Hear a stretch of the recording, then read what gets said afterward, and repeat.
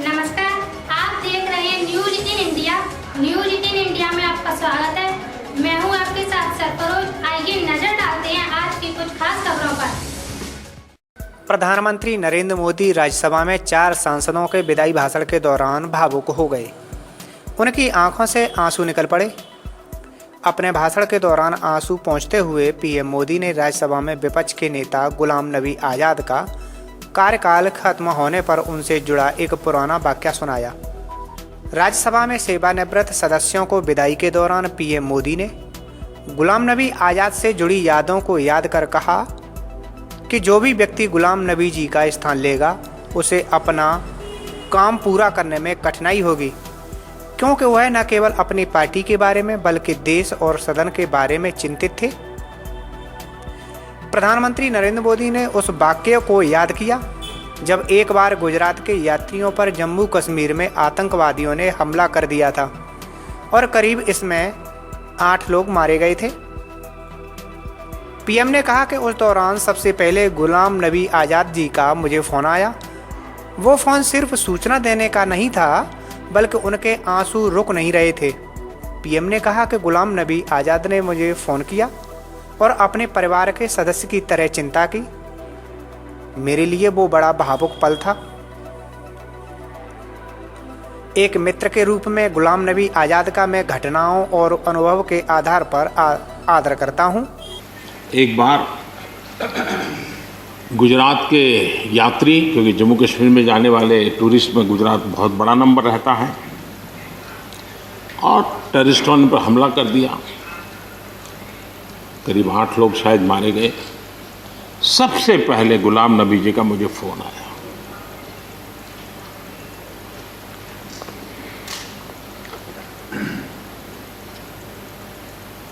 और वो फ़ोन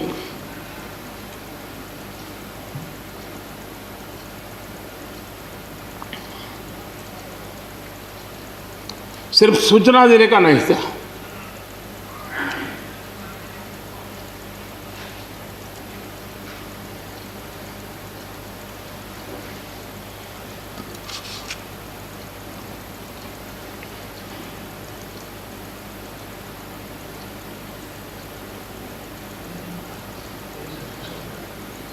उनके आंसू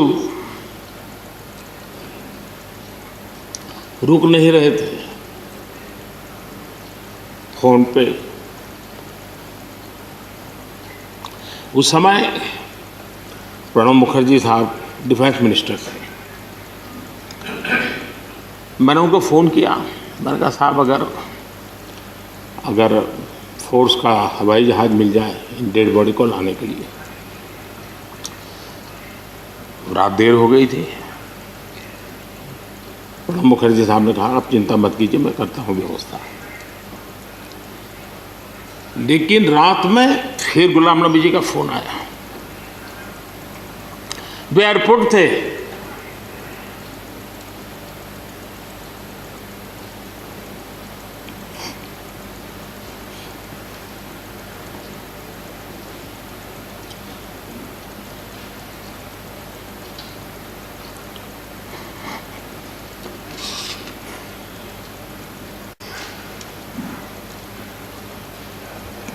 एयरपोर्ट से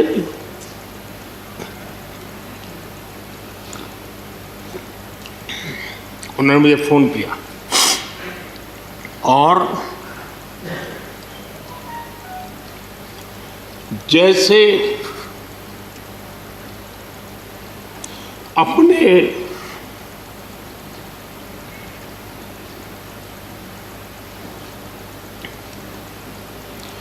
परिवार के सदस्य की चिंता करें,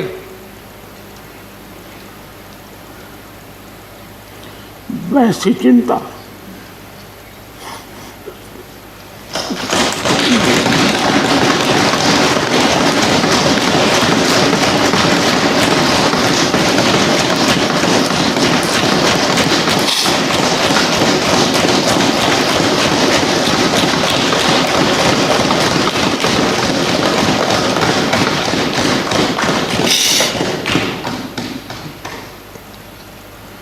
पद, सत्ता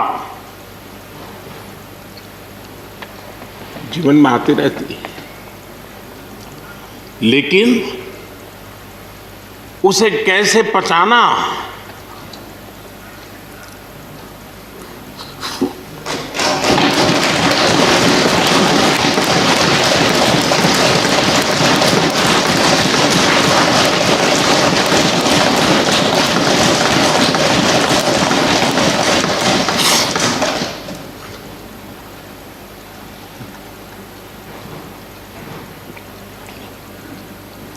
मेरे लिए बड़ा भावुक पल था।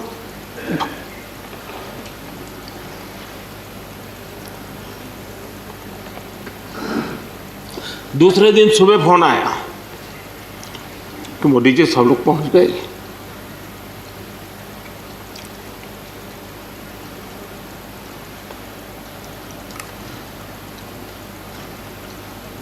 इसलिए एक मित्र के रूप में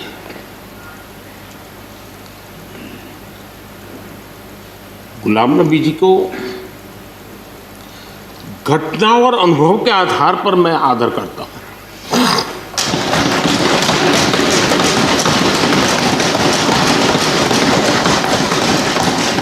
और मुझे पूरा विश्वास है कि उनकी सौम्यता, उनकी नम्रता, इस देश के लिए कुछ कर गुजरने की उनकी कामना, वो कभी उनको चैन से बैठने नहीं देगी।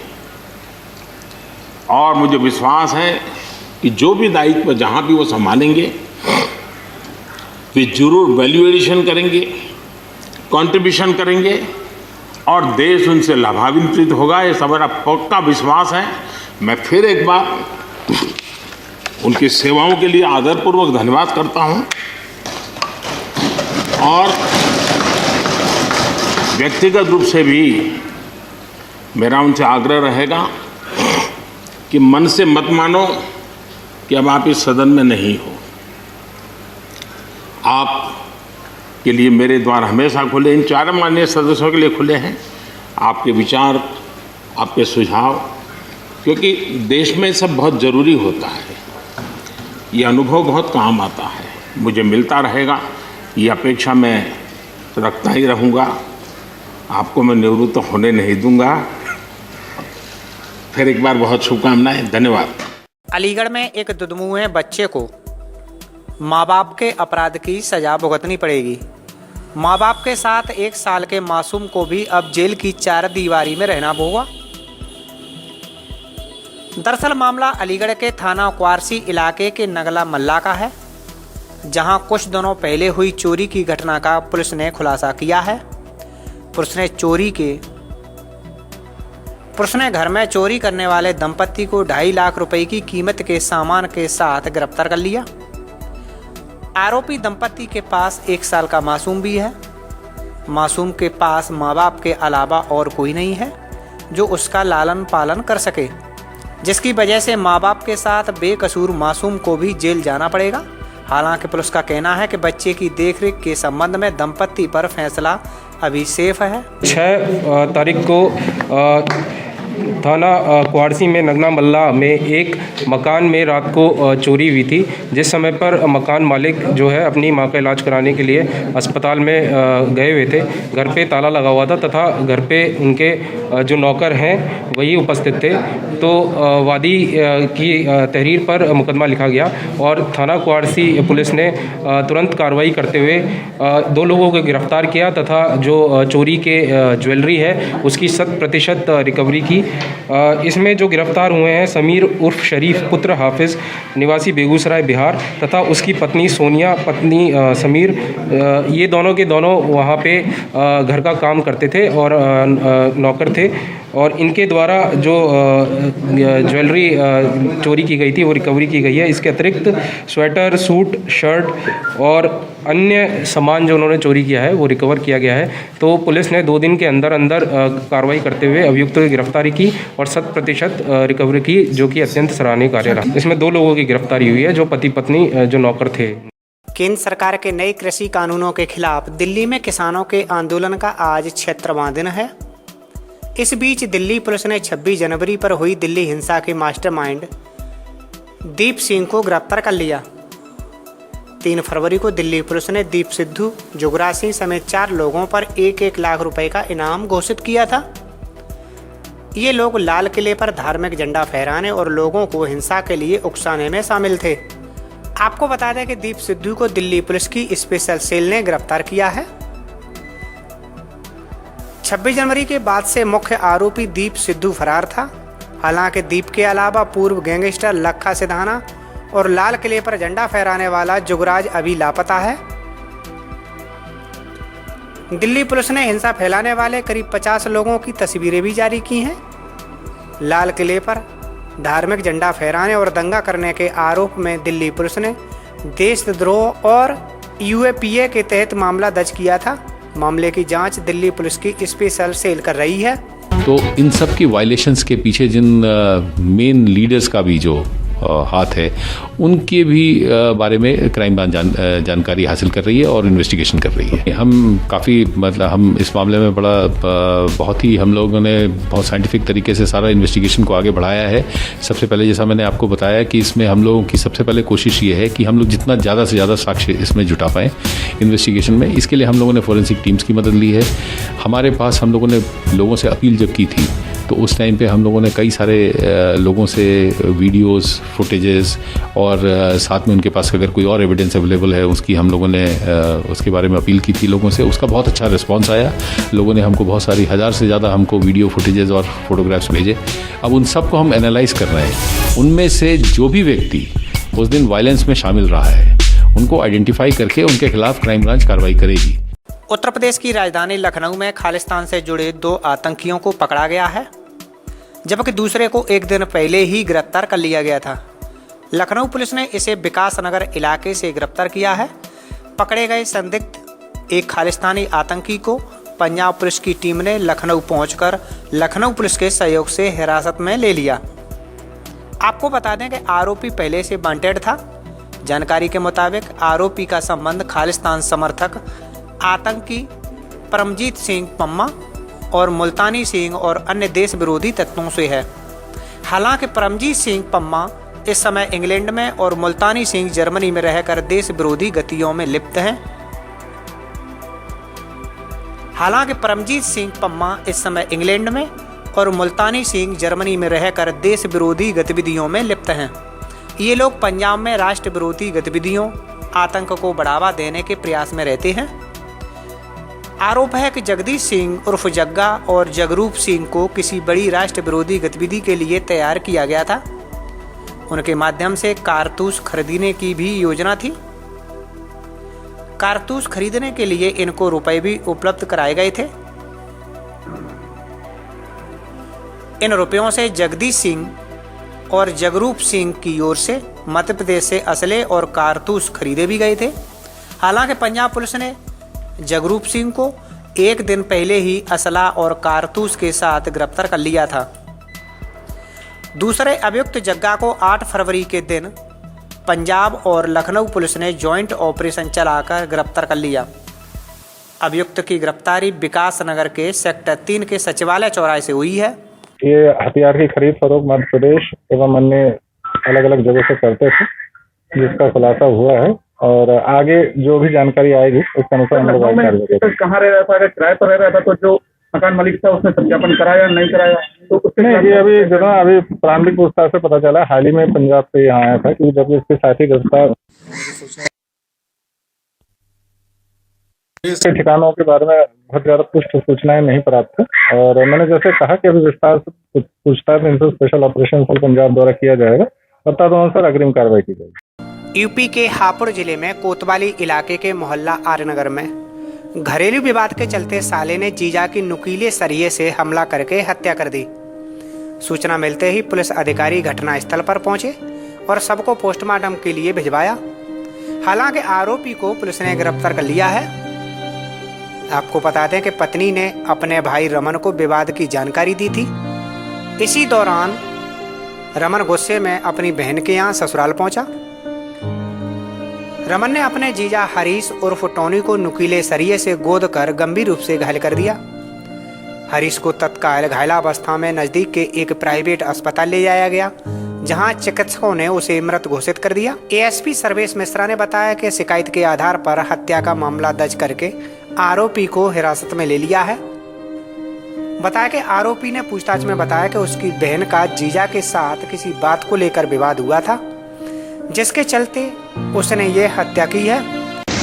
आर नगर थाना पिलखुआ में आज एक सूचना प्राप्त हुई कि साले द्वारा अपने जीजा को मारपीट के घायल कर दिया गया है और परिजनों द्वारा उन्हें हॉस्पिटल ले जाया गया है, जहां पर उनकी मृत्यु हो गई है। आरोपी को हिरासत में ले लिया गया है और अग्रेतर वैधानिक कार्रवाई कराई जा रही है। वाराणसी लखनऊ राष्ट्रीय राजमार्ग पर जलालपुर थाना क्षेत्र के लहंगपुर गांव के पास तड़के करीब 3:30 बजे ट्रक और पिकअप की भिड़ंत में 6 लोगों की मौत हो गई। हादसे के समय पिकअप में 11 लोग सवार थे जो जख्मी हुए हैं। इनमें 6 की हालत गंभीर है। सभी को जिला अस्पताल और वाराणसी में भर्ती कराया गया है। सभी मृतक एक दाह संस्कार से लौट रहे थे। आपको बता दें कि सराय ख्वाजा थाना क्षेत्र के जलालपुर गांव निवासी धंदेई देवी का रविवार को निधन हो गया था। खजुरा गांव निवासी दामाद लक्ष्मी शंकर गांव के लोगों के साथ अंतिम संस्कार के लिए सब वाराणसी ले गए थे। लौटते समय जौनपुर वाराणसी सीमा पर लहंगपुर गांव के पास सुबह 3:30 बजे विपरीत दिशा से आ रहे ट्रक में जोरदार टक्कर हो गई। हादसे में पिकअप के परकच्चे उड़ गए। इस दुर्घटना में 11 लोग गंभीर रूप से घायल हुए हैं। टक्कर की आवाज सुनकर कुछ ही दूरी पर मौजूद फूलपुर थाना के औद्योगिक क्षेत्र चौकी पुलिस के जवान मौके पर पहुंचे। घायलों को बाहर निकालकर पिंडरा और जौनपुर जिला अस्पताल भिजवाया। सूचना पर जलालपुर और फूलपुर एसओबी मौके पर पहुंचे। जनपद जौनपुर में बनारस से अंतिम संस्कार करके लौट रहे थे। एक गांव जलालपुर गांव के लोग थे, पिकअप गाड़ी से लौट रहे थे और रात में लगभग 3 बजे के आसपास ट्रक से भिड़ंत हो गई। मौके पर ही 5 लोगों की डेथ हो गई और एक व्यक्ति की हॉस्पिटल ले जाते समय डेथ हो गई है। बाकी लोग जो हैं उनका ट्रीटमेंट हम लोग कर रहे हैं। बाकी सभी तो ठीक हैं। एक व्यक्ति थोड़ा सा क्रिटिकल है, उसको हम लोगों ने बनारस रेफ़र कर दिया है। परिवारजनों से मुलाकात हो गई है। बहुत ही दुखद ये क्षण है और 6 लोगों की एक साथ मृत्यु हो जाना। इसमें जो भी उचित कार्रवाई है, मदद है, वो हम लोग कर रहे हैं। बाकी जो ट्रक है और गाड़ी है जिससे एक्सीडेंट हुआ था उस सबको कब्जे में ले लिया गया है। ड्राइवर अभी नहीं मिल पाया है, उसकी भी तलाश हम लोग कर रहे हैं। कैसे हुई घटना इसका पूरा हम लोग डिटेल निकाल रहे हैं।